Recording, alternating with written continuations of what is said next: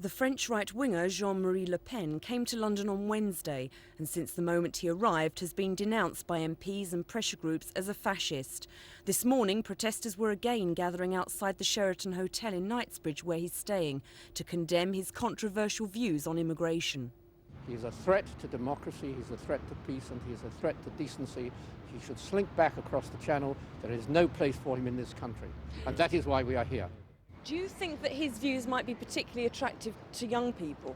Young people who perhaps fear in these times of recession that they're not going to have a job, etc. Well, for them his message does have a certain appeal. It's a false appeal, and we're here to counter that view.